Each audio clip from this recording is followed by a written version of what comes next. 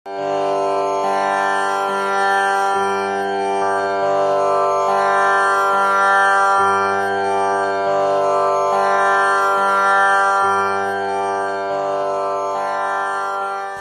ರಾಮ. ಕರುಣ ರಸದ ಕೋಡಿ ವರಿವ ಕಟಾಕ್ಷದ ಪರತತ್ವ ವರೂಪವ ಆಲಾಪದ ವರ ಪುಣ್ಯಮಯ ಶರೀರದ ನಿರಾಭಾರಿ ಗುರುವಿರಲಿ ಎನ್ನ ಮಾನಸದಿ, ಆ ಸದ್ಗುರುವಿರಲಿ ಎನ್ನ ಮಾನಸದಿ.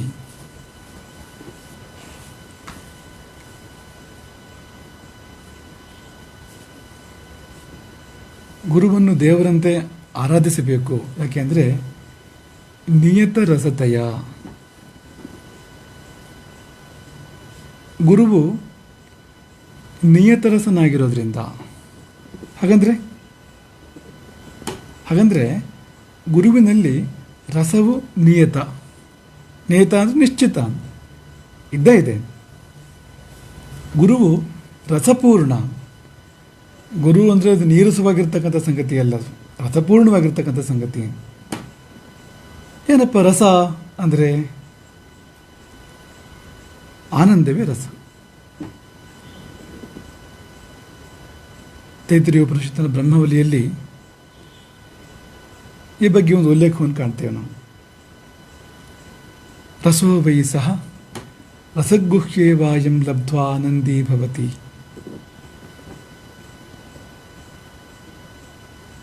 ಯಾರು ಪರಮಾತ್ಮ ಯಾರು ಅಂತಂದರೆ ಅವನು ರಸರೂಪಿ, ರಸವೇ ಅವನು ಆನಂದಮಯ. ಹಾಗಾಗಿ ನಮಗೆ ರಸವು ಲಭಿಸಿದಾಗ ಆನಂದ ಉಂಟಾಗ್ತದೆ. ಆದ ಕಾರಣದಿಂದ ರಸವೇ ಅವನೇ ರಸ, ರಸೋವೇ ಸಹ ಎಂಬುದಾಗಿ ಬ್ರಹ್ಮವಲ್ಲಿ. ಈ ಆನಂದಕ್ಕೂ ರಸಕ್ಕೂ ಹತ್ತಿರದ ಸಂಬಂಧ ಇದೆ. ರಸವು ಅದು ಗಟ್ಟಿಯಲ್ಲ, ಅಂದರೆ ಆನಂದವು ಗಟ್ಟಿಯಲ್ಲ. ಆನಂದವಾದ ಕೂಡಲೇ ನಾವು ಕರಗುತ್ತೇವೆ. ಎಲ್ಲೆಲ್ಲಿ ನಮಗೆ ಆನಂದದ ಅನುಭೂತಿ ಬರ್ತದೆಯೋ ಅಲ್ಲೆಲ್ಲ ಕರಗುವಿಕೆ ಪಕ್ಕದಲ್ಲಿದೆ. ಅದೇ ಈಗ ಕೋಪವೋ ಅಥವಾ ದ್ವೇಷವೋ ಇಂಥ ಭಾವಗಳು ಬಂದಾಗ ಗಟ್ಟಿಯಾಗ್ತೇವೆ, ನಾವು ಕಠೋರವಾಗ್ತಾ ಹೋಗ್ತೇವೆ. ಅದೇ ಈ ಬಗೆಯ ಭಾವಗಳು, ಆನಂದ ಮತ್ತು ಅದರ ಹಿಂದೆ ಮುಂದೆ ಇರತಕ್ಕಂಥ ಭಾವಗಳು ಬಂದಾಗ ನಾವು ಕರಗುತ್ತೇವೆ. ಹಾಗಾಗಿ ಕರಗುವಿಕೆ ಆನಂದಕ್ಕೆ ಸಹಜತೆ. ಅದೇ ರಸ. ರಸ್ಯತೆ ನಮಗೆ ರಾಮಭದ್ರಾಚಾರ್ಯರ ನೆನಪಾಗ್ತದೆ. ಅವರು ಈ ರೀತಿ ವಿವರಣೆ ಕೊಡ್ತಾ ಇದ್ರು. ಈ ರಸ ಅಂದರೆ ಈ ಚರ್ವಣ ಮಾಡಿದಾಗ, ಅಂದರೆ ನಾವು ಬಾಯಿ ಚಪ್ಪರಿಸಿ ಸವಿತೇವೆ. ಅಂದರೆ ನಮ್ಮ ಲಾಲಾರಸ ಸೇರ್ತದೆ. ಯಾವುದೇ ಒಂದು ಸಿಹಿ ತಿಂಡಿಯನ್ನು, ರುಚಿಯಾದ ತಿಂಡಿಯನ್ನು ನಾವು ಸೇವನೆ ಮಾಡುವಾಗ ಅದು ಹಾಗೆ ಇಡೀ ಹಾಗೆ ಇದ್ರೆ ನಮಗೇನು ರುಚಿ ಬರಲಿಕ್ಕೆ ಸಾಧ್ಯ ಇಲ್ಲ ಅಂತ. ಅದನ್ನು ಅಗಿಯುವಾಗ ನಮ್ಮ ರಸವೂ ಸೇರಿದಾಗ, ನಮ್ಮ ರಸ ಸೇರದೆ ಅದು ನಮಗೆ ರುಚಿಯಾಗುವ ಅನ್ನೋದು ಇಲ್ಲವೇ ಇಲ್ಲ. ನಮ್ಮ ರಸ ಸೇರಬೇಕು, ಅದು ರಸರೂಪಕ್ಕೆ ಬರಬೇಕು. ಅದು ಬಂದಾಗ್ತಾನೆ ನಮಗೆ ಸುಖ ಅನ್ನೋದು ಉಂಟಾಗುವಂಥದ್ದು. ಇಲ್ಲದೆ ಸುಖ ಆಗೋದಿಲ್ಲ ನೋಡಿ ಅಂತ.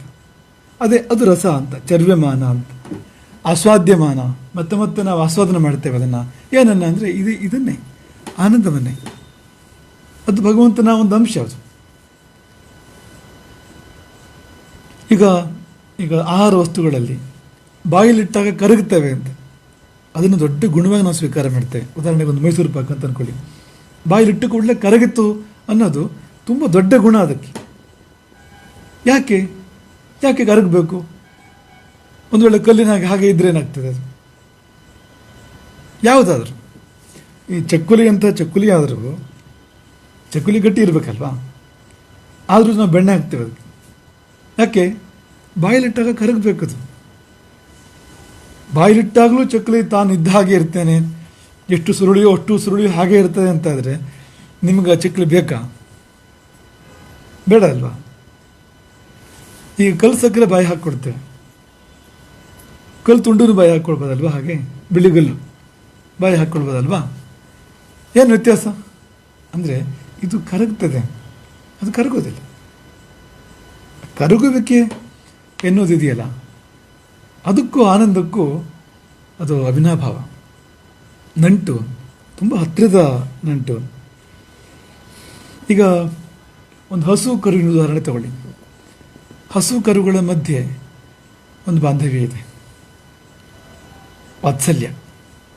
ಅದು ವತ್ಸ, ಇದು ವತ್ಸಲ. ಕರು ವತ್ಸ, ಅದೇ ಬಚ್ಚ ಅಂತಾಗಿದೆ ಹಿಂದಿಯಲ್ಲಿ, ಅದೇ ವತ್ಸ ಅನ್ನೋದೇ. ಇದು ವತ್ಸಲ, ವಾತ್ಸಲ್ಯ ಇದೆ ಆಕೆಯಲ್ಲಿ. ಹಾಗಾಗಿ ಕರು ಹತ್ತಿರ ಬಂದಾಗ, ಕರು ಕೆಚ್ಚಲಿಗೆ ಬಾಯಿ ಹಾಕಿದಾಗ ಅದಕ್ಕೆ ಏನೊಂದು ಸುಖ ಆಗ್ತದೆ. ಹಸುವಿಗೆ ಸುಖ ಆದ ಪರಿಣಾಮ ಏನು ಅಂದರೆ, ಹಸುವು ಕರಗಿ ಹಾಲಾಗಿ ಇಳಿದು ಬರ್ತದೆ. ನೋಡಿ, ಹಸುವಿನ ಅಂತಃಸತ್ವ ಕರಗಿ ಇಳಿದು ಬರೋದು ನೋಡಿ ಅಂತ. ಏನದು ಅಂದರೆ ಅದೊಂದು ಸುಖ, ಅದೊಂದು ನೆಮ್ಮದಿ. ಅದು ಹೀಗೆ ನೀವು ಸುಖದ ಯಾವ ಪ್ರಕಾರವನ್ನು ವಿಮರ್ಶೆ ಮಾಡಿದರೂ ಕೂಡ ಈ ಅಂಶ ಇಲ್ಲದೆ ಅದಿಲ್ಲ, ಈ ಕರಗುವಿಕೆ ಇಲ್ಲದೆ ಅದಿಲ್ಲ. ಸುಖದ ವಿರುದ್ಧವಾದ ಅಸುಖ, ದುಃಖ ಅಥವಾ ಕ್ರೋಧ, ಇವೆಲ್ಲ ನಮ್ಮನ್ನು ಕಠೋರವಾಗಿ ಗಟ್ಟಿಯಾಗಿ ಆಗುವಂತೆ ಮಾಡ್ತಾ ಹೋಗ್ತವೆ ಅಂತ. ಹಾಗಾಗಿ ಈ ರಸರೂಪ ಅದು ಎನ್ನುವುದು ನಿಶ್ಚಿತ ಅಂತ.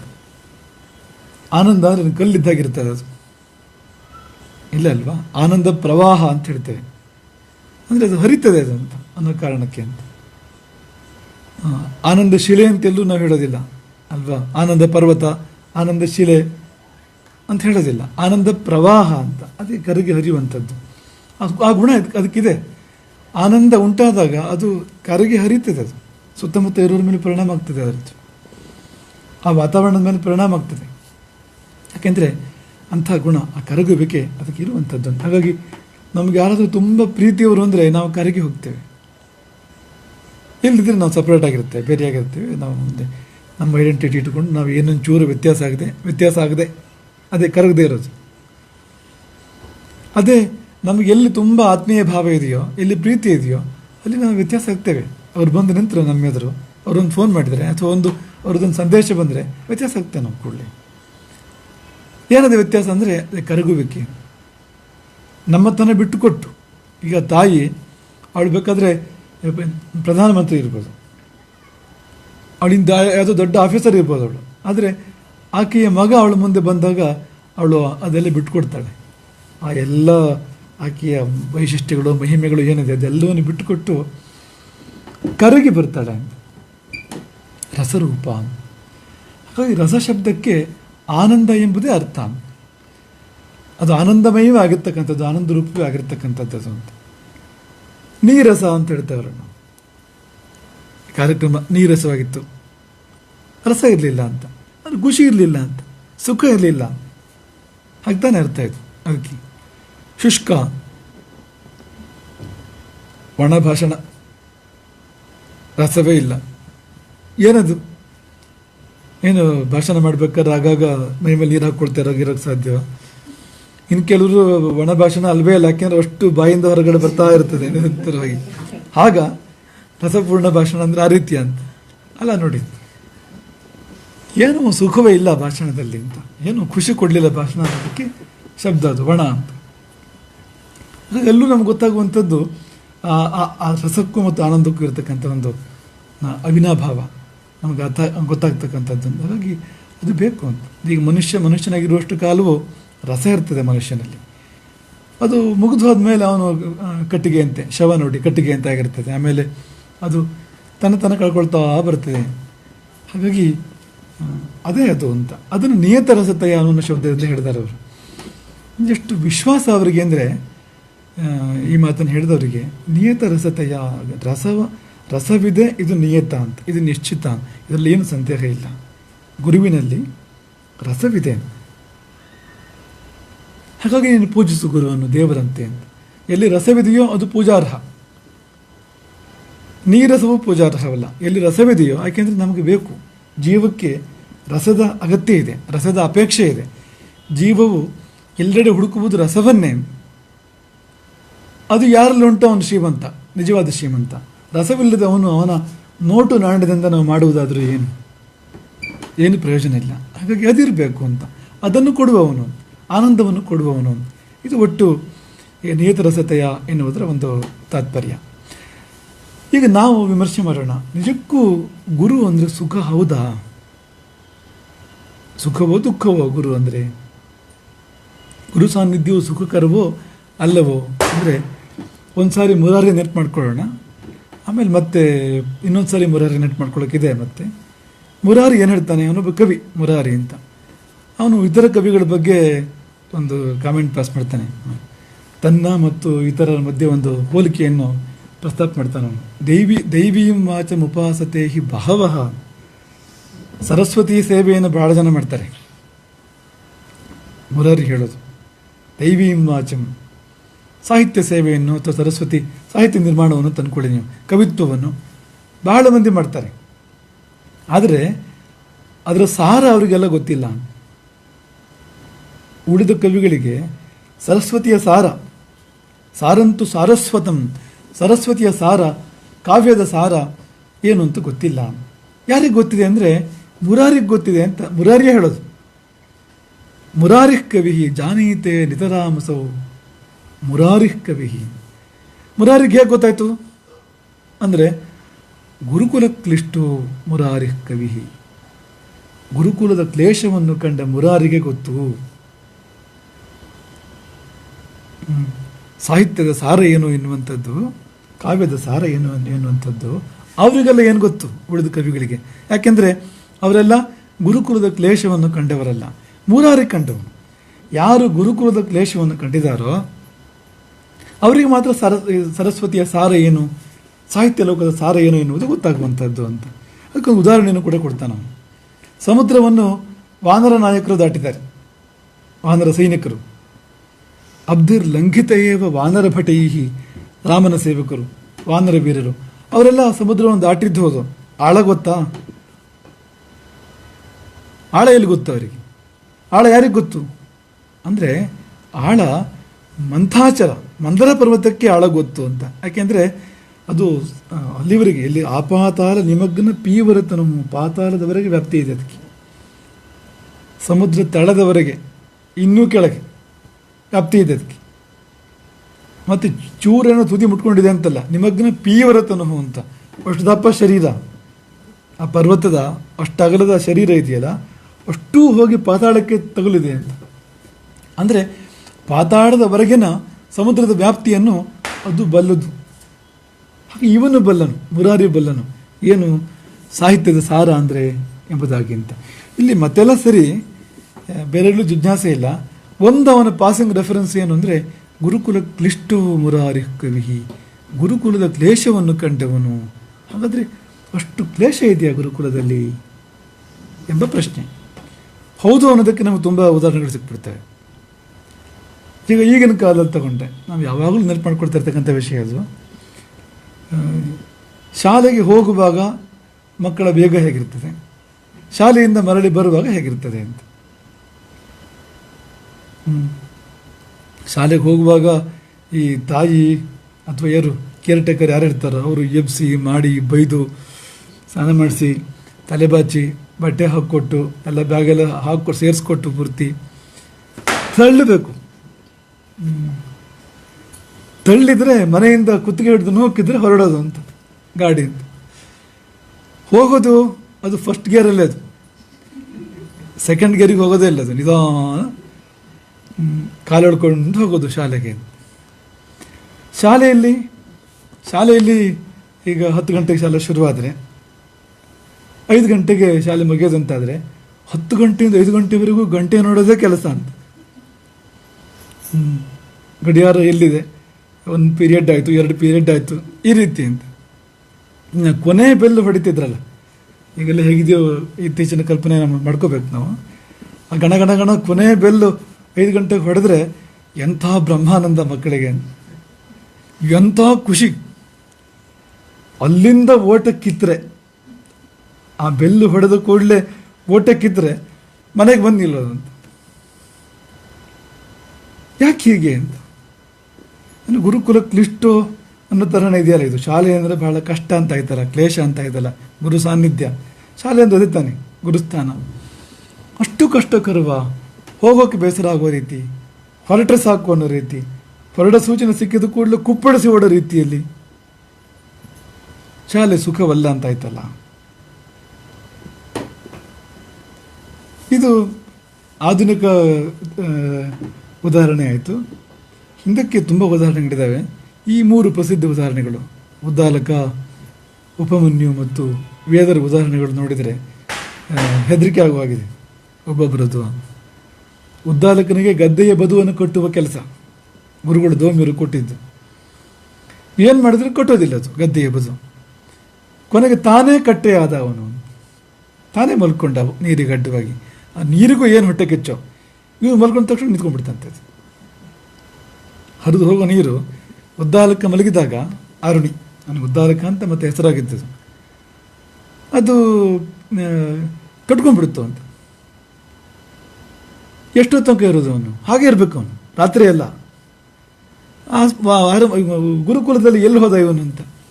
ಆಮೇಲೆ ಗುರುಗಳು ಕೇಳಿದಾಗ, ಇಲ್ಲ ತಮ್ಮ ಸೂಚನೆ ಪ್ರಕಾರ ಗದ್ದೆ ಬದುವನ್ನು ಕೊಟ್ಟಕ್ಕೆ ಹೋಗಿದ್ದಾನೆ, ಬಂದಿಲ್ಲ. ಗದ್ದೆ ಬದು ಕೊಟ್ಟಕ್ಕೆ ಹೋದವನು ರಾತ್ರಿ ಎಲ್ಲ ಮಾಡೋದೇನು? ಗುರುಗಳು ಬಂದು ಕರೆದರು, ಉದ್ದಾಲಕ ಎಲ್ಲಿದೆಯೇ ಬಾ ಅಂತ. ಎದ್ದು ಬಂದ, ಗದ್ದೆಯ ಬದುವಿನಿಂದ ಎದ್ದು ಬಂದ. ಹಾಗಾಗಿ ಉದ್ದಾಲಕ ಅಂತ ಗುರುಗಳೇ ಕೊಟ್ಟ ಹೆಸರು. ಏನು ಕಷ್ಟಪ್ಪ, ಚಳಿ, ರಾತ್ರಿ, ಗದ್ದೆ, ನೀರು, ಕೆಸರು, ಮಲ್ಕೊಳ್ಳೋದು, ಇದೆಲ್ಲ ಕೂಡಿಸ್ಬಿಟ್ರೆ ಗುರುಗಳು ಸಾಹಸ ಬೇಡ ಅಂತ ಆಗೋದ್ರಲ್ಲಿ ಯಾವ ಸಂಶಯವೂ ಇಲ್ಲ ಅಂತ. ಇನ್ನು ವೇದನಂತೂ ಎತ್ತಿನ ಕೆಲಸ ಮಾಡಿದಾನಂತೆ ವೇದ. ನೊಗಕ್ಕೆ ಕೊರಳೊಡ್ಡಿ ಉಳುಮೆಯನ್ನು ತಾನೇ ಎತ್ತಾಗಿ, ಗುರುಗಳ ಹೊಲದ ಉಳುಮೆಯನ್ನು ತಾನೇ ಎತ್ತಾಗಿ ಮಾಡುವಷ್ಟರ ಮಟ್ಟಿಗೆ ಸೇವೆ ಗುರುವಿನದು, ವೇದನದ್ದು. ವೇದನೋ ವೇದನೆಯೋ ಅನ್ನೋ ಹಾಗಿದೆ ನೋಡಿ. ಉಪಮನ್ಯುವುದು ಇದರೆಲ್ಲ ಭಾಳ ವಿಶೇಷವಾಗಿರೋಂಥದ್ದು. ಉಪಮನ್ಯು ದಷ್ಟಪುಷ್ಟನಾಗಿದ್ದರೆ ಏನು ತಿಂದು ಹಾಗಿದ್ದೀನಿ ಅನ್ನೋದು ಗುರುಗಳು ಕೇಳ್ತಾರಂತೆ ಅವನಲ್ಲಿ. ಏನು ಭಿಕ್ಷಾಚರ್ಯ ಅಷ್ಟೇ ಅಂತ. ಅದಕ್ಕೆ ಗುರುಗಳು ಹೇಳಿದಂತೆ, ನೀನು ನನಗೆ ತಂದು ಕೊಡಬೇಕು, ನಾನು ಕೊಟ್ಟರೆ ನೀನು ತಗೊಂಡೋಗೋದು, ಪದ್ಧತಿ ಇರೋದು ಹಾಗೆ. ಹಾಗಾಗಿ ತಂದು ಒಪ್ಪಿಸ್ಬೇಕಪ್ಪ ನೀನಿಲ್ಲಿ ಅಂತ ತಂದು ಒಪ್ಸೋಕೆ ಶುರು ಮಾಡಿದ. ಗುರುಗಳು ವಾಪಸ್ ನನಗೇನು ಕೊಡಲಿಲ್ಲ. ನಿವೇದನೆ ಮಾಡಿದ ಭಿಕ್ಷೆ ಅರ್ಧ ಕೊಡೋ ಪದ್ಧತಿ ಸಾಮಾನ್ಯವಾಗಿ. ಕೊಡಲೇ ಇಲ್ಲ, ಏನೂ ಕೊಡಲೇ ಇಲ್ಲ. ಕೆಲವು ದಿನ ಕಳೆದ್ರೆ ಮತ್ತೆ ಹಾಗೆ ಅದೇ ರೀತಿಯಾಗಿ ದಷ್ಟಪುಷ್ಟವಾಗಿದ್ದಾನೆ ಅವನು. ಅಪ್ಪ ಏನು ತಂದು ನೀನು ದಷ್ಟಪುಷ್ಟನಾಗಿದೆಯಾ ಅಂತ ಗುರುಗಳು ಮತ್ತೆ ಕೇಳಿದ್ರು. ಇಲ್ಲ, ನಿಮಗೆ ಕೊಟ್ಟ ಮೇಲೆ ಇನ್ನೊಂದು ತರ ಭಿಕ್ಷೆ ಎತ್ಕೊಂಡ್ಬಂದ್ಬಿಡ್ತೇನೆ ಅಂತ. ಅವನು ಬುದ್ಧಿವಂತನೇ. ಒಂದು ಸಾರಿ ಭಿಕ್ಷೆ ಎತ್ಕೊಂಡ್ಬಂದು ಗುರುಗಳಿಗೆ ಕೊಟ್ಟು ಅವ್ರು ವಾಪಸ್ ಏನು ಕೊಡದೇ ಇದ್ದಾಗ ಇನ್ನೊಂದು ಸುತ್ತು ಹೋಗ್ಬಂದ್ಬಿಡೋದು ಊರಲ್ಲೆಲ್ಲ ಅಂತ. ಗುರುಗಳು ಹೇಳೋದು ಸರಿಯಲ್ಲ.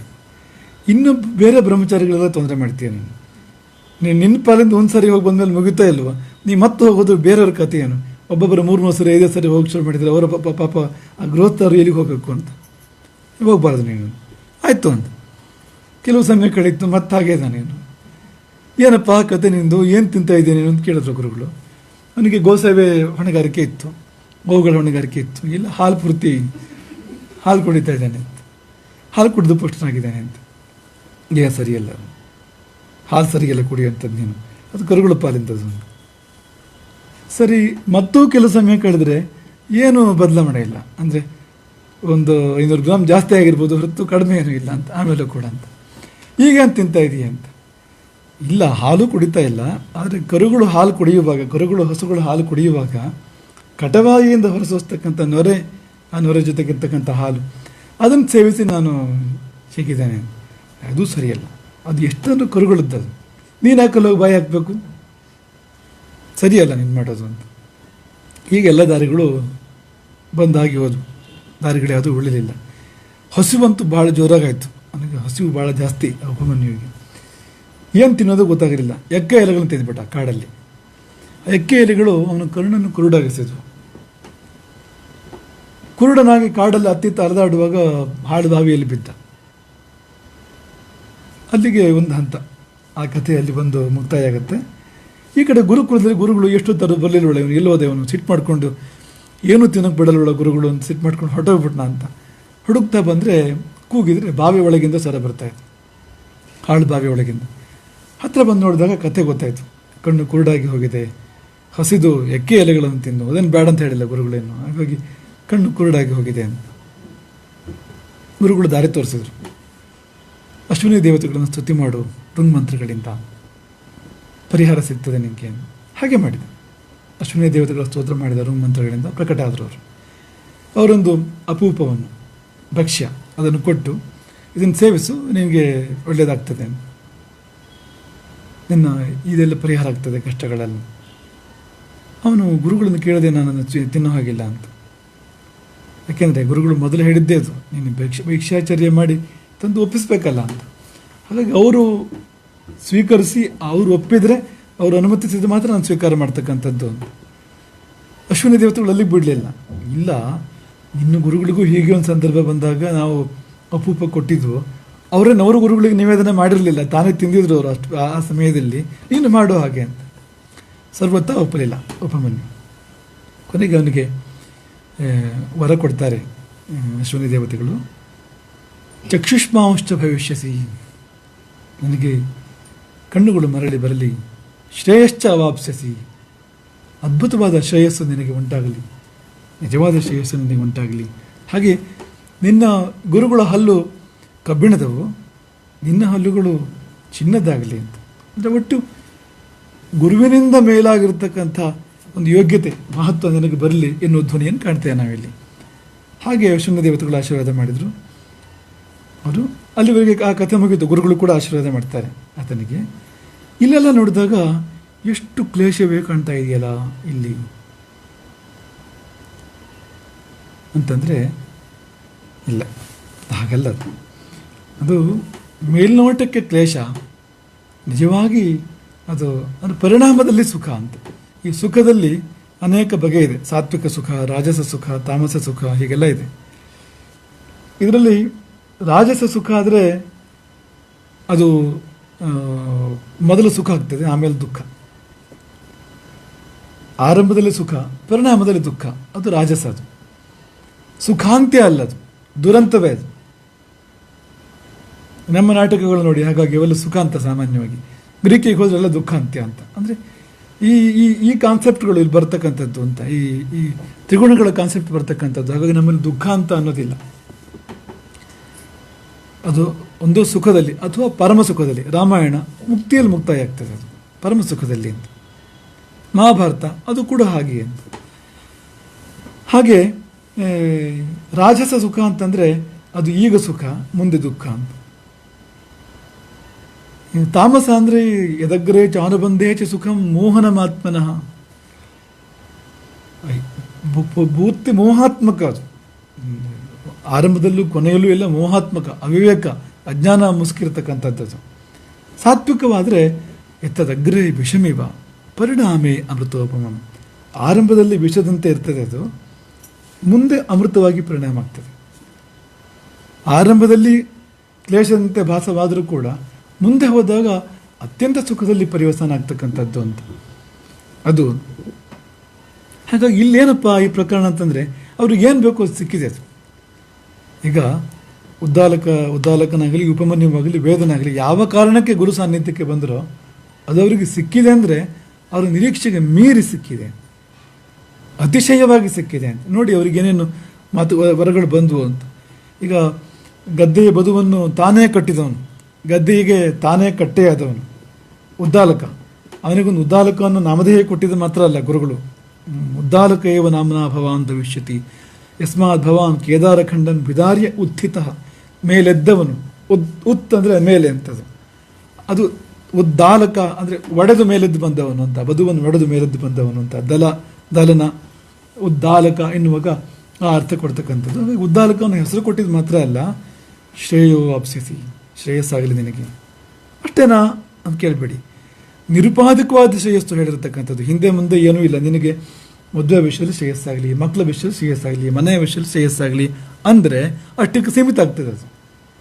ಸುಮ್ಮನೆ ಶ್ರೇಯಸ್ಸಾಗಲಿ ಅಂತಂದರೆ ಬ್ಲಾಂಕ್ ಚೆಕ್ ಕೊಟ್ಟ ಹಾಗೆ, ನೀ ಬರ್ಕೊ ನೀನು ಬ್ಲಾಂಕ್ ಚೆಕ್ ಆದರೂ ಒಂದ್ಸರಿ ಬರ್ಕೊಂಡ್ರೆ ಮುಗೀತು. ಇದು ಹಾಗಲ್ಲ, ಇದು ಬರ್ಕೊಳ್ತಾನೆ ಇರ್ಬೋದು ಜೀವಮಾನ ಪರ್ಯಂತ. ಶ್ರೇಯಸ್ಸವನ್ನು ಬಿಡೋ ಹಾಗೆ ಇಲ್ಲ, ಗುರುವಾಕ್ಯ ಬಂದ್ಬಿಟ್ಟಿದೆ. ಮಾತ್ರವಲ್ಲ, ಸರ್ವೇಚತೆ ವೇದ ಪ್ರತಿಭಾಸ್ಯಂತಿ ಸರ್ವಾಣಿ ಚ ಧರ್ಮಶಾಸ್ತ್ರಾಣಿ, ವೇದವೆಲ್ಲವೂ ತಾನೇ ತಾನಾಗಿ ನಿನಗೆ ಭಾಸಮಾನವಾಗಲಿ, ಎಲ್ಲ ಧರ್ಮಶಾಸ್ತ್ರಗಳು ಕೂಡ ತಾನೇ ತಾನಾಗಿ ನಿನಗೆ ಗೋಚರವಾಗಲಿ. ವೇದ ಅಂದರೆ ಜ್ಞಾನ, ಧರ್ಮ ಅಂದರೆ ಅದರ ಮಾರ್ಗ, ಅದೆರಡನ್ನು ಕೊಟ್ಟಾಯ್ತು ಅವರು. ಇನ್ನೇನು ಬಾಕಿ ಇಡಲೇ ಇಲ್ಲ. ಬದುಕಿಗೆ ಬೇಕಾದದ್ದು ಎಲ್ಲವನ್ನು, ಎಲ್ಲ ಸರಕನ್ನು ಈ ವರದ ಮೂಲಕವಾಗಿ ವೇದನಿಗೆ, ಉದ್ಧಾರಕನಿಗೆ ಗುರು ಧೌಮ್ಯರು ಕೊಟ್ಟಿದ್ದಾರೆ. ಉಪಮನ್ಯುವಿಗೂ ಕೂಡ ಹಾಗೆ. ಉಪಮನ್ಯುವಿಗೆ ಅಶ್ವಿನಿ ದೇವತೆಗಳು ಕೊಟ್ಟ ವರ ಬೇರೆ. ಗುರುಗಳು ಕೂಡ ಯಥಾ ಅಶ್ವಿನಾವಾಹತು ತಥಾ ತ್ವಂ ಶ್ರೇಯೋ ವಾಪ್ಸಿಸಿ, ಆಗಲೇ ಅಶ್ವಿನಿ ದೇವತೆಗಳು ನನಗೆ ಶ್ರೇಯಸ್ಸಾಗಲಿ ಅಂತ ಹೇಳಿದ್ದಾರೆ. ಅದು ಹಾಗೆ ಆಗ್ತದೆ, ಶ್ರೇಯಸ್ಸಾಗ್ತದೆ. ಮಾತ್ರವಲ್ಲ, ಸರ್ವೇಚಿತೆ ವೇದ ಪ್ರತಿಭಾಸ್ಯಂತಿ ಸರ್ವಾಣಿ ಚ ಧರ್ಮಶಾಸ್ತ್ರಾಣಿ, ಇಲ್ಲಿಯೂ ದೇವರ ಸಂಪೂರ್ಣ ಈ ಸೃಷ್ಟಿಯ ಜ್ಞಾನ, ಆತ್ಮಜ್ಞಾನ ಅವನಿಗೆ ಪ್ರಾಪ್ತವಾಗುವಂತೆ ಮಾಡಿದರು ಧೌಮ್ಯರು. ಇದು ಎಷ್ಟು ಜನ್ಮ ಕಷ್ಟಪಟ್ಟು ಬರುವಂಥದ್ದಲ್ಲ. ಉಪಮನ್ಯುವಿನದು ಬಹಳ ತಾತ್ಕಾಲಿಕವಾಗಿರ್ತಕ್ಕಂಥದ್ದು. ಅವನಿಗೆ ಸಿಕ್ಕಿದ ಬರ ಶಾಶ್ವತವಾಗಿರ್ತಕ್ಕಂಥದ್ದು.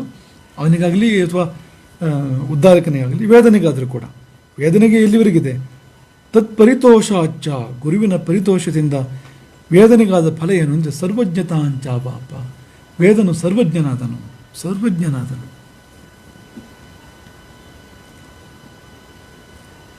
ಸರ್ವಜ್ಞತ್ವ ಬರೋದಾದರೆ ಕೊರಳಿಗೆ, ನೊಗಕ್ಕೆ ಕೊರಳಿಡೋದಕ್ಕೆ ಏನು ತೊಂದರೆ ಇದೆ ಹೇಳಿ? ಹಾಂ, ಅಲ್ಲೂ ಸುಖವಿದ್ದೇ ಇದೆ ಅಂತ, ಅದು ಕ್ಲೇಶವಲ್ಲ ಅಂತ. ಈಗ ತಾಯಿ ಮಗುವಿಗೆ ಜನ್ಮ ಕೊಡ್ತಾಳೆ, ಪ್ರಸವ ವೇದನೆ ಅಂತ ಆಗ್ತದೋ ಇಲ್ವೋ? ಆ ಕಾರಣಕ್ಕಾಗಿ ಹಾಗಾದರೆ ಸ್ತ್ರೀ ಸಂಕುಲವೇ ಜನ್ಮ ಕೊಡೋದನ್ನ ಬಿಟ್ಬಿಟ್ಟಿದ್ರೆ, ಮಕ್ಕಳಿಗೆ ಜನ್ಮ ಕೊಡೋದನ್ನ ಬಿಟ್ಬಿಟ್ಟಿದ್ರೆ ಮನುಷ್ಯ ಸಂತತಿ ಎಲ್ಲಿರ್ತಿತ್ತು? ಮನುಕುಲ ಎಲ್ಲಿರ್ತಿತ್ತು? ಅದೇನೋ ಸುಖವಿದೆ ಅಲ್ಲಿ. ವೇದನೆ ಅಂತ ಅನಿಸಿದ್ರು ಕೂಡ ಸುಖ ಇದೆ ಅದರಲ್ಲಿ ಅಂತ, ಸುಖ ಇಲ್ಲದೇ ಇಲ್ಲ ಅಂತ. ಹೀಗೆ ಅನೇಕ ಸಂಗತಿಗಳು ಅಂತ. ಈಗ ಒಂದು ಅಡುಗೆ ಮಾಡೋದು, ಕೈ ಸುಟ್ಕೊಳ್ಳೋದು, ಕಣ್ಣಿಗೆ ಹೊಗೆ ಉರಿ ಆಗೋದು, ಇವೆಲ್ಲ ಇದ್ದೇ ಇದೆ ಅಲ್ವಾ ಅಡುಗೆ ಮಾಡೋದ್ರಲ್ಲಿ. ಮತ್ತು ಸ್ವಲ್ಪ ಕ್ಲೇಶವೂ ಇದ್ದೇ ಇದೆ, ಕೆಲಸ ಮಾಡಬೇಕಲ್ವಾ. ಆದರೆ ನಾವು ಯಾಕೆ ಮಾಡ್ತೇವೆ ಅದನ್ನು? ಸುಖ ಇದೆ ಅದರಲ್ಲಿ, ಮುಂದೂ ಸುಖ ಇದೆ, ಮಾಡೋದ್ರಲ್ಲೂ ಕೂಡ ಏನೋ ಒಂದು ಸುಖ ಇದೆ. ನಾವು ಅದನ್ನು ಮಾಡ್ತೇವೆ ಅಂತ? ಖಂಡಿತವಾಗಿ ಮಾಡೋದಿಲ್ಲ ಅಂತ. ಹಾಗಾಗಿ ಅಲ್ಲಿ ಸುಖ ಇದೆ. ಸುಖ ಯಾಕಿದೆ ಅಂದರೆ, ಗುರುವೆಂದರೆ, ನಿಜವಾದ ಗುರುವೆಂದರೆ ಅವನು ಸುಖ ನಿಧಿಯಾಗಿರ್ತಾನೆ. ಅವನಲ್ಲಿ ಸುಖವು ರಾಶೀಭೂತವಾಗಿರ್ತದೆ. ಸಮುದ್ರದೋಪಾದಿಯಲ್ಲಿ ಸುಖ ಇರ್ತದೆ ಅವನಲ್ಲಿ. ಅವನ ಸುತ್ತಮುತ್ತ ಯಾರು ಇರ್ತಾರೋ ಅವರು ನೆಮ್ಮದಿಯಲ್ಲಿರ್ತಾರೋ. ಅವರು ಅವನ ಹತ್ತಿರ ಇದ್ದರೆ ಅದು ನೆಮ್ಮದಿ ಸಂಕ್ರಾಂತವಾಗ್ತದೆ ಅಂತ. ಅವನು ಕಾಯಕ್ಲೇಶ ಇರ್ಬೋದು, ವಿಷಯವೇ ಅಲ್ಲ ಬಿಡಿ. ಆತ್ಮಕ್ಕೆ ಸೌಖ್ಯ ಇದ್ದಾಗ ಕಾಯಕ್ಲೇಶ ಅದು ಯಾವ ದೊಡ್ಡ ಮಾತದು. ಕಾಯ ಶಾಶ್ವತವಲ್ಲ, ಆತ್ಮ ಶಾಶ್ವತವಾಗಿರ್ತಕ್ಕಂಥದ್ದು. ಹಾಗಾಗಿ ಅಂಥ ಯಾವುದೇ ಒಬ್ಬ ಗುರು, ಅವನು ಗುರುತ್ವ ಅವನಲ್ಲಿದ್ದಾಗ ಅವನು ಸುಖದನಾಗಿಯೇ ಇರ್ತಾನೆ. ಈಗ ಚಂದ್ರನಿಂದ ಬೆಳದಿಂಗಳು ಹೊರಸೂಸುವ ಹಾಗೆ ಅವನಿಂದ ಶಾಂತಿಯ ಕಿರಣಗಳು ಹೊರಸೂಸಲ್ಪಡ್ತಾ ಇರ್ತವೆ. ಆ ಸುಖ ಇಲ್ಲದೆ ಇರೋದು ಹೇಗೆ? ನಿಯತ ರಸತೆಯ ಬಲ್ಲವರ ಮಾತನ್ನು ಹೇಳಬೇಕು. ಇದ್ದೇ ಇದೆ ಅಲ್ಲಿ ಸುಖ. ಮೇಲ್ನೋಡೋದಕ್ಕೆ ಗುರು ಸಪ್ಪೆ ಕಾಣ್ಬೋದು. ಅವನಿಗೆ ಚಕ್ರವರ್ತಿಯಾಗಿ ಕಿರೀಟ ಇದೆಯಾ, ಶ್ವೇತ ಛತ್ರ ಇದೆಯಾ, ಆನೆ ಇದೆಯಾ, ಕುದುರೆ ಇದೆಯಾ, ಮೃಷ್ಟಾನ್ನ ಇದೆಯಾ ಅಂದರೆ ಅದು ಯಾವುದೂ ಇಲ್ಲದೆ ಇರ್ಬೋದು. ಆದರೆ ಅವನಿಗಿರೋ ಸುಖ, ಗುರುವಿಗಿರೋ ಸುಖ ಚಕ್ರವರ್ತಿಗೆ ಇರೋದಿಲ್ಲ. ಯಾಕೆಂದರೆ ಗುರು ನಮಗೆ ಸುಖವನ್ನು ಕೊಡಬೇಕು, ಸುಖದ ದಾರಿಯನ್ನು ತೋರಿಸಿಕೊಡಬೇಕು. ಇಲ್ಲಿ ಸುಖ ಹೇಗೆ, ಅಲ್ಲಿ ಸುಖ ಹೇಗೆ, ಅದಕ್ಕೆಲ್ಲಕ್ಕೂ ದಾರಿ ತೋರಿಸ್ಕೊಡ್ತಕ್ಕಂಥವನು. ಅವನಲ್ಲಿ ಇಲ್ಲುವ ಸುಖ ಅವನಲ್ಲಿ ಇಲ್ಲದೆ ನಮಗೆ ಕೊಡೋದವ್ರಿಗೇನು? ನಾವು ಅವನಲ್ಲಿಯೇ ಯಾವುದಿಲ್ಲವೋ ಅದನ್ನು ಬೇರೆಯವರಿಗೆ ಏನು ಕೊಡ್ತಾನೆ? ಅದು ಇರಲೇಬೇಕು. ಸುಖವೂ ಇದೆ, ಸುಖದ ಮಾರ್ಗಗಳು ಇವೆ ಅಂತ ಸ್ವಯಂ ಸಾಧನೆ ಮಾಡಿ, ಶೋಧನೆ ಮಾಡಿ, ಬೋಧವನ್ನು ಪಡ್ಕೊಂಡು ಆ ಆನಂದ ಪರಿಪೂರ್ಣನಾಗಿ ತನ್ನೊಳಗೆ ಆತ್ಮಾನಂದವನ್ನು ತುಂಬಿಕೊಂಡು ಚೆಲ್ಲುವವನು ಗುರು ಅಂದರೆ. ಹಾಗಾಗಿ ಗುರುಗಳ ಜೀವನದಲ್ಲಿ ಎಷ್ಟು ಬಗೆಯ ಕ್ಲೇಶಗಳು ಕಂಡು ಬಂದರು. ಎಷ್ಟೋ ಮಹಾಗುರುಗಳ ಜೀವನದಲ್ಲಿ ನಾವು ಕ್ಲೇಶಗಳನ್ನು ಕಾಣ್ತೇವೆ ವ್ಯಾವಹಾರಿಕವಾಗಿ. ಆದರೆ ಅವರೆಷ್ಟು ನೆಮ್ಮದಿಯನ್ನು, ಶಾಂತಿಯನ್ನು ಕೊಡ್ತಾ ಬಂದಿದ್ದಾರೆ ಅಂತ. ಹೋಗಿ ಅವರ ದರ್ಶನ ಮಾಡಿದ ಮಾತ್ರಕ್ಕೆ, ಅವರ ಸ್ಮರಣೆ ಮಾಡಿದ ಮಾತ್ರಕ್ಕೆ, ಅವರ ಹೆಸರೆತ್ತಿದ ಮಾತ್ರಕ್ಕೆ ನಮ್ಮ ಕಷ್ಟಗಳು ಪರಿಹಾರ ಆಗ್ತವೆ, ನಮಗೊಂದು ನೆಮ್ಮದಿ ಪ್ರಾಪ್ತ ಆಗ್ತದೆ ಅಂದರೆ ಎಂಥ ಸುಖನಿಧಿ ಆಗಿರಬೇಕು ಅವರು. ಈಗ ಅನೇಕ ಅಂಥವ್ರ ಚಿತ್ರಗಳನ್ನು ನೋಡಬೇಕು ನಾವು ಅಂತ. ಉದಾಹರಣೆಗೆ ರಮಣ ಮಹರ್ಷಿಗಳು. ಸುಮ್ಮನೆ ಆ ಫೋಟೋ ನೋಡ್ತಾ ಇರಿ ರಮಣ ಮಹರ್ಷಿಗಳದ್ದು, ಎಷ್ಟು ಸಮಾಧಾನ ಕೊಡ್ತಾ ಇದೆ ಅದು ಅಂತ. ಆ ನೋಟ ಇದೆಯಲ್ಲ, ಎಷ್ಟು ಸುಖವನ್ನು ತುಂಬಿಕೊಂಡಿದೆ ಅದು ಅಂತ ತನ್ನೊಳಗೆ. ರಮಣ ಮಹರ್ಷಿಗಳಿಗೆ ಬಾಹ್ಯವಾಗಿ ಸುಖ ಸಾಧನಗಳು ಯಾವುದಿದೆ ಅಂದರೆ ಅಂಥದ್ದು ಯಾವುದನ್ನು ನಾವು ಕಾಣೋದಿಲ್ಲ ಅಲ್ಲಿ. ಅದಲ್ಲ, ಅದಕ್ಕಿಂತ ಭಿನ್ನವಾಗಿರ್ತಕ್ಕಂಥದ್ದು. ಹಾಗಾಗಿ ಅಂತರಂಗದಲ್ಲಿ ಅತಿಶಯವಾದ ಆನಂದವನ್ನು ತುಂಬಿಕೊಂಡು ಚೆಲ್ಲುವವನು ಗುರು. ಅವನಲ್ಲಿ ಆನಂದ ಇಲ್ಲದೆ ಇರೋದು ಹೇಗೆ? ಹಾಗಾಗಿ ಅವನು ಸುತ್ತಮುತ್ತ ಇದ್ದಾಗ ಅದು ಅಷ್ಟೇ ಆನಂದವನ್ನು ಕೊಡ್ತದೆ ಅದು ಅಂತ. ಬಿಟ್ಟು ಹೋಗಬೇಕು ಅನ್ನೋ ಮನಸ್ಸು ಬರೋದಿಲ್ಲ ಅಂತ. ಹೋಗಬೇಕು ಅನ್ನೋ ಧಾವಂತ ಈ ನಾವು ಈಗಿನ ಕಾಲದಲ್ಲಿ ಶಾಲೆಗೆ ಹೋದಾಗಲ್ಲ. ಅದೇನಾಗಿದೆ ಅಂದರೆ ಈಗ ಅರ್ಧಂಬರ್ಧ ಗೊತ್ತಿಳಿದವರು, ಏನೂ ಗೊತ್ತಿಲ್ಲದೆ ಇರೋರು, ಅವ್ರಿಗಿಂತ ಸ್ಟೂಡೆಂಟೇ ವಾಸಿ ಟೀಚರಿಗಿಂತ, ಅವರೆಲ್ಲ ಗುರುಗಳಾಗಿ ಬಂದು ಕೂತ್ಕೊಂಡ ಮೇಲೆ ಇಂಥ ಪರಿಸ್ಥಿತಿಗಳೆಲ್ಲ ಬಂದಿತ್ತು. ಕೇವಲ ಈಗ ಗುರುವಿಗೂ ಗುರುದಕ್ಷಿಣೆ ಕೊಡಬೇಕು, ಆದರೆ ಇಲ್ಲಿ ಬರೇ ಒಂದು ಅಂದರೆ ಸಂಬಳಕ್ಕಿದ್ದ ಹಾಗೆ ಆ ರೀತಿ ಅದರ ಆ ವೃತ್ತಿಯನ್ನಷ್ಟು ನಾವು ಕೀಳು ಮಾಡಿಬಿಟ್ವಲ್ಲ ನಾವು ಇತ್ತೀಚಿನ ಸಮಯದಲ್ಲಿ. ಅದು ಬರೇ ಒಂದು ಅಂದರೆ ಮಾರಾಟಕ್ಕೆ ಇಟ್ಬಿಟ್ಟು ನಾವು ಅದನ್ನು ದೇಶ ಹಾಗೆ ಮಾಡಿಬಿಡ್ತು ಅದನ್ನು. ಹಾಗಾಗಿ ಅಲ್ಲಿ ನಮ್ಗೆ ಆನಂದ ಸಿಗೋದು ಕಷ್ಟ ಆಗ್ತಾ ಬಂತು. ಹಾಗೂ ಕೂಡ ಅವ್ರಿಗೆ ಏನಾದರೂ ಒಂದು ಸ್ವಲ್ಪ ಆದರೂ ಜ್ಞಾನ ಇದ್ದರೆ ಒಂದು ಖುಷಿ ಅವ್ರು ಕೊಡ್ತಾರೆ, ಅವರು ಕೊಡದೇ ಇರೋದಿಲ್ಲ. ಯಾಕೆಂದರೆ ಒಂದು ಮಾತನ್ನು ಹೇಳಬೇಕು ನಾವು, ಈ ಜ್ಞಾನ ಮತ್ತು ಆನಂದ ಒಂದನ್ನು ಬಿಟ್ಟು ಇನ್ನೊಂದು ಇರೋದಿಲ್ಲ. ಅದು ಜ್ಞಾನ ಹೌದಾದರೆ ಪಕ್ಕದಲ್ಲಿ ಆನಂದ ಇರಲೇಬೇಕು. ಆನಂದ ಇಲ್ಲದೆ ಇದ್ದರೆ ಅದು ಜ್ಞಾನ ಅಲ್ಲ, ಅದು ಮತ್ತೇನು. ಮತ್ತು ಆನಂದವೇ ಹೌದು ಅಂತಾದರೆ ಅದರ ಪಕ್ಕದಲ್ಲಿ ಒಂದು ಬೆಳಕು ಬೇಕು, ಜ್ಞಾನ ಬೇಕು. ಅದಿಲ್ಲದೆ ಅದು ಇರೋದಿಲ್ಲ. ಅದೆರಡೂ ಭಗವತ್ ಸ್ವರೂಪ. ಅದು ದೇವರು ಯಾವ ರೂಪದಲ್ಲಿದ್ದಾನೆ ಅಂದರೆ ಆನಂದ ಮತ್ತು ಜ್ಞಾನದ ರೂಪದಲ್ಲಿ, ಜ್ಞಾನಾನಂದಮಯನಾಗಿದ್ದಾನೆ ಅವನು. ಹಾಗಾಗಿ ಅಕ್ಕಪಕ್ಕ ಇರಲೇಬೇಕು ಅದು ಅಂತ. ಗುರು ಜ್ಞಾನನಿಧಿ ಆದಮೇಲೆ ಸುಖನಿಧಿಯೂ ಆಗೇ ಆಗಿರ್ತಾನೆ ಅವನು, ಸುಖವನ್ನು ಕೊಟ್ಟೇ ಕೊಡ್ತಾನೆ ಅವನು. ಹಾಗಾಗಿ ತನ್ನೊಳಗೆ ಆತ್ಮಾನಂದವನ್ನು ತುಂಬಿಕೊಂಡಿರ್ತಕ್ಕಂಥವನು, ಅವನು ಕೊಡಬೇಕು ಅಂತಿಲ್ಲ, ಅವನ ಅಕ್ಕಪಕ್ಕ ಹೋಗಿ ನಾವು ಓಡಾಡಿದರೆ ಅದು ನಮಗೆ ಬರ್ತದೆ ತಾನಾಗಿ ಅಂತ. ಅವನು ಹರಿತಾ ಇರ್ತದೆ ಅವನ ಕಣ್ಣಿನಿಂದಲೋ, ಮಾತುಗಳಿಂದಲೋ, ಸ್ಪರ್ಶದಿಂದಲೋ, ಅಥವಾ ಆ ಸಹವಾಸದಲ್ಲಿ, ಆ ಪರಿಸರದಲ್ಲಿಯೋ ಆನಂದವನ್ನು ಅವನು ಹೊರಸೂಸ್ತಾ ಇರ್ತಾನೆ. ಹಾಗಾಗಿ ನಿಯತ ರಸತಯ ಎಂಬ ಮಾತನ್ನು ಹೇಳಿದ್ದು. ಇನ್ನು ನಮ್ಮ ಮುರಾರಿಗೆ ಬರೋದಾದರೆ, ಗುರುಕುಲ ಕ್ಲಿಷ್ಟು ಮುರಾರಿ ಕವಿ ಚೆಂದ ಇದೆ. ಅವರ ಶೈಲಿ ಭಾಳ ಚೆನ್ನಾಗಿದೆ, ವಿಶ್ವಾಸವೂ ಕೂಡ ಇರ್ಬೋದು. ಭಾಳ ಜನ ಸಾಹಿತ್ಯ ರಚನೆ ಮಾಡ್ತಕ್ಕಂಥವ್ರು ಏನು ಗೊತ್ತು ಸಾರ ಅವರಿಗೆಲ್ಲ ಸಾಹಿತ್ಯದ್ದು, ಮುರಾರಿಗೆ ಗೊತ್ತು. ಯಾಕೆಂದರೆ ಗುರುಕುಲ ಕ್ಲೇಶ. ಅದಕ್ಕೆ ಶ್ರೀರಂಗ ಮಹಾಗುರುಗಳು, ಹೆಡೆತಲೆ ನಮ್ಮ ಅಷ್ಟಾಂಗ ಯೋಗ ವಿಜ್ಞಾನ ಮಂದಿರದ ಶ್ರೀರಂಗ ಮಹಾಗುರುಗಳು ಈ ಶ್ಲೋಕಕ್ಕೊಂದು ತಿದ್ದುಪಡಿ ಹೇಳ್ತಾ ಇದ್ರು. ಅದು ಹೀಗಲ್ಲ, ಗುರುಕುಲ ಕ್ಲಿಷ್ಟೋ ಮುರಾರಿ ಕವಿ ಆಗಬೇಕದು, ಗುರುಕುಲ ಕ್ಲಿಷ್ಟೋ ಮುರಾರಿ ಕವಿ ಅಲ್ಲ ಅಂತ. ಈಗ ಕ್ಲಿಷ್ಟ ಅಂದರೆ ಕ್ಲೇಶ ಇದೆ ಅಂತ, ಕ್ಲಿಷ್ಟ ಅಂದರೆ ಶ್ಲೇಷ ಇದೆ ಅಂತ. ಶ್ಲೇಷ ಅಂದರೆ ಏನು? ಸಂಯೋಗ. ಶ್ಲೇಷ ಅಂದರೆ ಆಲಿಂಗನ. ಗುರು ಬಾಚಿ ತಬ್ಬುತ್ತಾನಲ್ಲ ತಾಯಿ ಮಮತೆಯಿಂದ, ಆನಂದವನ್ನು ನೆಮ್ಮದಿಯನ್ನು ಕೊಟ್ಟು ಸುರಕ್ಷೆಯನ್ನು ಕೊಟ್ಟು ಬಾಚಿ ತಬ್ಬುತ್ತಾನಲ್ಲ, ಶ್ಲೇಷ ಅದು. ಶ್ಲೇಷ ಅನ್ನೋದು ಅದೊಂದು ಭಾವಬಂಧ, ಅದು ಅವಿನಾಭಾವ ಬಂಧ ಅಂತಲೇ ಅನುಭವಿಸಬೇಕಿದ್ರೆ ಅದು ಎರಡು ಕೂಡ್ಕೋಬೇಕು, ಹಾಗೆ ಸೇರ್ಕೋಬೇಕು ಒಂದಕ್ಕೊಂದು ಅಂತ. ಆಗಲೇ ಶ್ಲೇಷ ಅಂತ ಆಗ್ತಕ್ಕಂಥದ್ದು, ಒಂದು ಅದ್ವೈತ ಅಂತ ಅಂದ್ಕೊಳ್ಳಿ ನೀವು ಅಂತ. ಹಾಗಾಗಿ ನಾವು ಹೀಗೆ ಓದ್ಕೊಳ್ಳೋದು ಒಳ್ಳೇದು ಅದನ್ನು ಅಂತ. ಗುರುಕುಲ ಕ್ಲಿಷ್ಟ ಅನ್ನೋದಕ್ಕಿಂತ ಗುರುಕುಲ ಶ್ಲಿಷ್ಟ ಅಂತ ಓದ್ಕೊಂಡ್ರೆ ಅದು ಸರಿಯಾಗಿರ್ತಕ್ಕಂಥದ್ದು. ಯಾರಾದರೂ ಗುರುವಿನೊಟ್ಟಿಗೆ ಶ್ಲೇಷಕ್ಕೆ ಒಳಗಾದರೆ, ಗುರುವಿನ ಸಂಯೋಗಕ್ಕೆ ಅವನು ನಿಜವಾಗಿಯೂ ಒಳಗಾದರೆ, ಸರಿಯಾದ ಆ ಸಂಯೋಗ ಗುರುವಿಗೂ ಶಿಷ್ಯನಿಗೂ ಆದರೆ ಅವನಿಗೆ ಸರಸ್ವತಿಯ ಸಾರೆ ಅವನಿಗೆ ಗೊತ್ತಿರ್ತದೆ ಅಂತ. ಸಾರಂತು ಸಾರಸ್ವತಂ ಜಾನೀತೆ, ಸಾರಸ್ವತ ಸಾರವನ್ನು ಅವನು ಬಲ್ಲವನಾಗ್ತಾನೆ. ಇಲ್ಲದೆ ಇದ್ರೆ ಇಲ್ಲ. ಹಾಗಾಗಿ ಒಂದು ಸ್ವಲ್ಪ ನಾವು ಅದಕ್ಕೆ ಕರೆಕ್ಷನ್ ಮಾಡಿಕೊಂಡೇ ಓದ್ಕೋಬೇಕು ಅಂತ. ಮೇಲ್ನೋಟಕ್ಕೆ ಇದೆಲ್ಲ ಕ್ಲೇಶ ಕಂಡರೂ ಕೂಡ ನಿಜವಾಗಿ ಎಲ್ಲ. ಈಗ ಈಗ ಕಪಿಗಳು ಯಾಕೆ ರಾಮನಿಗಾಗಿ ಹೋರಾಡಬೇಕು? ಯುದ್ಧದಲ್ಲಿ ಕೈ ಕಳ್ಕೊಂಡವರು, ಕಾಲು ಕಳ್ಕೊಂಡವರು, ಪ್ರಾಣವನ್ನೇ ಕಳ್ಕೊಂಡವರು, ಅಂಗಭಂಗವಾದವರು, ಅರಜೀವಾದವರು ಇಷ್ಟು ಜನ ಇಲ್ಲ ಕಪಿಗಳು. ಅವರಿಗೆಲ್ಲ ಮತ್ತೆ ರಾಮ ಅವ್ರನ್ನ ಮರಳಿ ಜೀವ ಕೊಡ್ತಾನೆ, ಮರಳಿ ಅವರಿಗೆ ಕಳ್ಕೊಂಡಿದ್ದೆಲ್ಲವನ್ನು ಕೊಟ್ಟು ಅವ್ರು ಮೊದಲಿನಂತೆ ಮಾಡ್ತಾನೆ. ಅದು ಮುಂದಿನದ್ದು. ಹಿಂದಕ್ಕೆ ಆ ಭರವಸೆ ಎಲ್ಲ ಕಪಿಗಳಿಗೆ ಯಾರೂ ಕೊಟ್ಟಿಲ್ಲ. ಯಾಕೆ ಅವರು ಅಂಥ ಒಂದು ಅಂಗಭಂಗ ಅಥವಾ ಒಂದು ಪ್ರಾಣಹರಣದ ಒಂದು ರಿಸ್ಕ್ ತಗೊಂಡು ಯಾಕೆ ಅವರು ಯುದ್ಧ ಮಾಡ್ತಾರೆ ಅಂದರೆ ಏನು ಸುಖ ಇದೆ ಅಲ್ಲಿ ಅಂತ. ರಾಮನ ಹತ್ತಿರ ಇರೋದರಲ್ಲಿ, ರಾಮನ ಅಕ್ಕಪಕ್ಕ ಇರೋದರಲ್ಲಿ, ರಾಮನಿಗಾಗಿ ದುಡಿಯೋದ್ರಲ್ಲಿ ಹೋರಾಡೋದ್ರಲ್ಲಿ ಏನೋ ಒಂದು ಸುಖ ಇರಬೇಕು. ಹಾಗಾಗಿ ಕೋಟ್ಯಂತರ ಕಪಿನಾಯಕರು ರಾಮನಿಗಾಗಿ ರಕ್ತ ಹರಿಸಿದರು, ಪ್ರಾಣವನ್ನೇ ಕೊಟ್ಟರು. ಹಾಗಾಗಿ ಅಂಥ ಸುಖ ಅಲ್ಲಿ ಖಂಡಿತ ಇದೆ ಅಂತ ಅವರು ದೇಶಕರು ಹೇಳ್ತಾರೆ. ಎಲ್ಲರೂ ಅನುಮಾನ ಮಾಡಿಬಿಟ್ಟಿರಿ, ಗುರುಕುಲ ಅಂದರೆ ನೀರಸ, ಗುರು ಅಂದರೆ ಸಪ್ಪೆ ಅಂತ ಅಂದ್ಕೊಂಡು ಬಿಟ್ಟಿರಿ. ಸಂಶಯ ಬೇಡ, ನಿಯತ ರಸತೆಯ ಖಂಡಿತವಾಗಿಯೂ ಅಲ್ಲಿ ರಸವಿದೆ. ಇರುವುದನ್ನು ನೀವು ಕಂಡ್ಕೋಬೇಕು, ಪಡ್ಕೋಬೇಕು. ಹಾಗಾಗಿ ಅದಕ್ಕಾಗಿ ಗುರುವನ್ನು ಹೋಗಿ ಸೇರಿ ರಸಪೂರ್ಣರಾಗಿ ನೀವು ಕೂಡ ಗುರುವಿನ ರಸದಿಂದ ನೀವು ಕೂಡ ರಸಪೂರ್ಣರಾಗಿ ಆಸ್ವಾದನೆ ಮಾಡಿ ಅದನ್ನು ಎಂಬುದಾಗಿ ದೇಶಿಕರು ನಮಗೆ ಮಾರ್ಗದರ್ಶನ ಮಾಡಿದ್ದಾರೆ. ಹರೇ ರಾಮ್.